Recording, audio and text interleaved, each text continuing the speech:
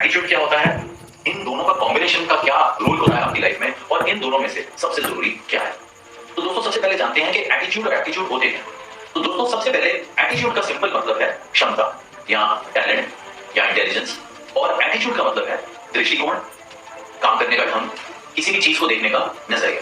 तो दोस्तों ये हमेशा से ही डिबेट रही है कि इंटेलिजेंस या एप्टीट्यूड वर्सेस एटीट्यूड या दृष्टिकोण में क्या चीज ज्यादा जरूरी है। तो दोस्तों आज हम जैसे वीडियो आगे आगे बढ़ेंगे तो आप खुद ही इसका निष्कर्ष निकाल पाएंगे कि इनमें से ज्यादा जरूरी क्या है। लेकिन उससे पहले हम थोड़े हिस्टोरिकल एडवांसमेंट्स पे थोड़ा सा जोर डालें। तो दोस्तों पुराने जमाने में बहुत सारे लोगों में कोई एक आध इंटेलिजेंट हुआ करता था। इंटेलिजेंट मतलब जिसका एप्टीट्यूड हाई है, जिसकी दिमाग के काम करने की क्षमता अधिक है, इसलिए इंटेलिजेंस का रोल बहुत इंपॉर्टेंट होता था। छोटे छोटे गांव में भी बहुत लोग होते थे, लेकिन कोई एक उनमें उनका हेड होता था या सरपंच होता था। इसी तरह कंपनीज में होता था, इसी तरह ग्रुप ऑफ पीपल या किसी रेजिडेंशियल प्लेस में होता था। लेकिन आहिस्ता आहिस्ता क्या हुआ कि नॉलेज ज्यादा से ज्यादा डेमोक्रेटाइज होती गई, यानी कि पहले जहां बहुत कम लोगों को नॉलेज का एक्सेस होता था, वहां अब ऐसा नहीं है। ये हमने over the period of time देखा है। तो पहले क्या होता था, कुछ ही लोग थे जो स्कूल जा पाते थे, बहुत सारे लोग अनपढ़ रह जाते थे।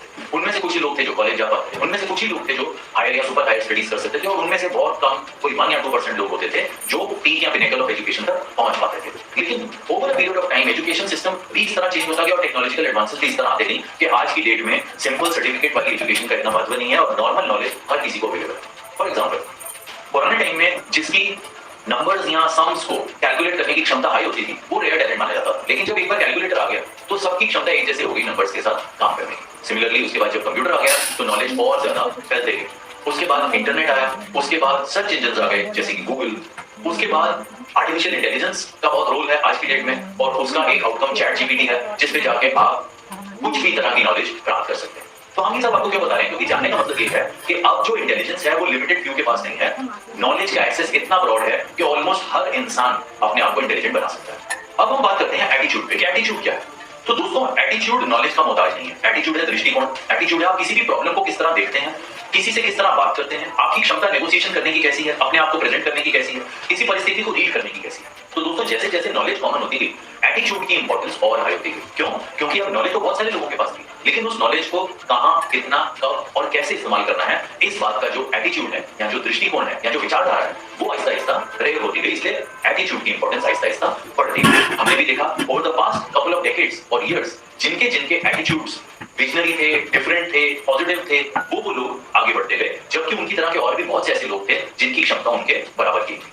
अगर हम अपनी पुरानी स्टोरी से भी रिलेट करें तो हमें छोटे टाइम से ही ये स्टोरी बताई जाती है कि अगर एक गिलास को आधा पानी से भर दिया जाए और ऊपर का आधा खाली छोड़ दिया जाए और दो लोगों को वो दिखाया जाए, उन दोनों की क्षमता सेम अगर है तो वो जांच पाएंगे कि आधा गिलास खाली है, आधा भरा हुआ है। लेकिन जो एक पॉजिटिव दृष्टिकोण का इंसान है वो ये बोलेगा कि आधा गिलास भरा हुआ है, और जो एक नकारात्मक दृष्टिकोण का इंसान है वो बोलेगा कि आधा गिलास खाली है। तो तथ्य तो वही है, फैक्ट वही रिमेन करता है, लेकिन आपका एटीट्यूड डिपेंड करता है कि आप उस तथ्य को किस तरह पहले तो रीड कर रहे हो, ऑब्जर्व कर रहे हो और फिर एक्सप्रेस कर रहे हो।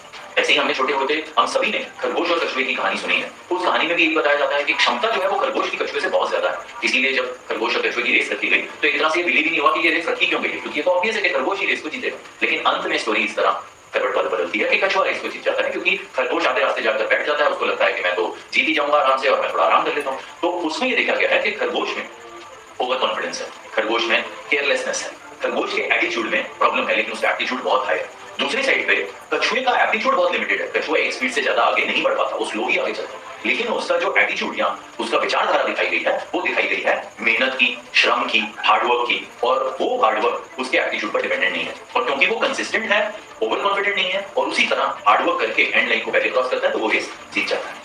दोस्तों इसी तरह हिस्ट्री, टेक्नोलॉजी, कंपनीज में भी ऐसे अनेक प्रूफ हैं जो आज की डेट में हमको ये बताते हैं कि आहिस्ता आहिस्ता एप्टीट्यूड, नॉलेज या इंटेलिजेंस का रोल हमारी सोसाइटीज में कैसे कम होता गया और किस तरह एटीट्यूड, दृष्टिकोण और विचारधारा का रोल इंप्रूव होता गया। तो दोस्तों इसी का एक और भी आउटकम है। फॉर एग्जाम्पल अगर हम बात करें कि इंटेलिजेंस और विजडम में भी क्या अंतर है कोई, या उन दोनों का क्या मतलब है और उन दोनों में क्या इंपॉर्टेंस है, या क्या किस तरह आप कंपेयर करेंगे। तो दोस्तों इंटेलिजेंस है एक बार फिर आपकी क्षमता सोचने की या कुछ करने की, जबकि विजडम है आपकी वाइजनेस या आपकी क्षमता उस इंटेलिजेंस को अप्लाई करने की। अगर हम छोटे से एग्जांपल से इसकी बात करें तो हमारे जीवन काल या उससे पहले कई सारे ऐसे इजाद या डिस्कवरीज हुई हैं जिनमें कुछ बहुत अच्छी थी और कुछ बहुत अच्छी नहीं थी, इनफैक्ट जो कि बहुत ही नेगेटिव डिस्कवरीज थी। अब जिन भी साइंटिस्ट या शोधकर्ताओं ने इन इजादों को किया उनकी इंटेलिजेंस तो बहुत हाई थी। अगर हम देखें तो डार्विन ने कितने सारे साइंटिफिक प्रिंसिपल्स को सॉल्व किया, न्यूटन ने कितने सारों को किया, बट इसी तरह ओपनहाइमर भी थे जिन्होंने एटम बॉम्ब बनाया। तो इंटेलिजेंस तो ओपनहाइमर की भी बहुत हाई थी और उनको छोटे टाइम से मेमोरी और एक बहुत हाई आईक्यू का इंसान माना जाता था। लेकिन क्या उनमें विजडम थी? उन्होंने जिस चीज का इजाद किया या डिस्कवर किया वो चीज पूरे दुनिया के नाश के लिए रिस्पॉन्सिबल बन गई। तो कहने का मतलब ये है कि ये जरूरी नहीं है कि अगर आप में इंटेलिजेंस है तो आप में विजडम भी होगी, और विजडम का होना इंटेलिजेंस से भी बहुत ज्यादा इंपॉर्टेंट है। क्योंकि अगर एक इंसान की विजडम, वाइजनेस या उसकी क्षमता किसी चीज को अच्छे से समझने करने की है तो वो छोटे इंटेलिजेंस से भी बड़ा काम कर सकता है। लेकिन अगर उस इंसान में विजडम नहीं है तो वो बहुत इंटेलिजेंस लेकर भी निराशाजनक या नकारात्मक काम करेगा। तो दोस्तों आज के इस वीडियो से हम ये भी जानना चाहेंगे कि एक ऑर्गेनाइजेशन में कल्चर इंपॉर्टेंट है कि स्ट्रेटेजी। तो अब तक आप समझ गए होंगे कि हम ये जानने की कोशिश कर रहे हैं या ये बताने की कोशिश कर रहे हैं कि एप्टीट्यूड और इंटेलिजेंस इतने इंपॉर्टेंट नहीं है जितना एटीट्यूड और विजडम है। तो इसी तरह हम ये बताएंगे कि स्ट्रेटेजी एप्टीट्यूड का आउटकम है लेकिन कल्चर एटीट्यूड का आउटकम है। तो एक ऑर्गेनाइजेशन में जहां बहुत अच्छी स्ट्रेटेजी है लेकिन कल्चर खराब है, जो टॉप लेवल मैनेजमेंट है वो ऑप्टिमिस्टिक नहीं है, उनकी विचारधारा पॉजिटिव नहीं है, वो अपने स्टाफ को एक कॉमन विजन और मोटिवेशन के साथ ट्रीट नहीं करती, तो उस ऑर्गेनाइजेशन का कल्चर आहिस्ता आहिस्ता खराब भी होगा।